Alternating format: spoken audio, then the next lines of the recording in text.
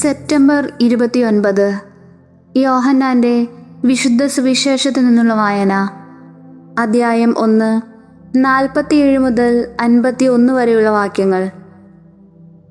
അക്കാലത്ത് നഥാനയേൽ തൻ്റെ അടുത്തേക്ക് വരുന്നത് കണ്ട് യേശു അവനെപ്പറ്റി പറഞ്ഞു, ഇതാ നിഷ്കപടനായ ഒരു യഥാർത്ഥ ഇസ്രായേൽക്കാരൻ.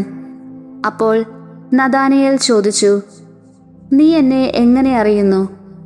യേശു മറുപടി പറഞ്ഞു, പീലിപ്പോസ് നിന്നെ വിളിക്കുന്നതിന് മുൻപ് നീ അത്തിമരത്തിൻ്റെ ചുവട്ടിൽ ഇരിക്കുമ്പോൾ ഞാൻ നിന്നെ കണ്ടു. നഥാനയേൽ പറഞ്ഞു, റബ്ബി, അങ്ങ് ദൈവപുത്രനാണ്, ഇസ്രായേലിൻ്റെ രാജാവാണ്. യേശു പറഞ്ഞു, അത്തിമരത്തിൻ്റെ ചുവട്ടിൽ നിന്നെ ഞാൻ കണ്ടു എന്ന് ഞാൻ പറഞ്ഞതുകൊണ്ട് നീ എന്നിൽ വിശ്വസിക്കുന്നു അല്ലേ?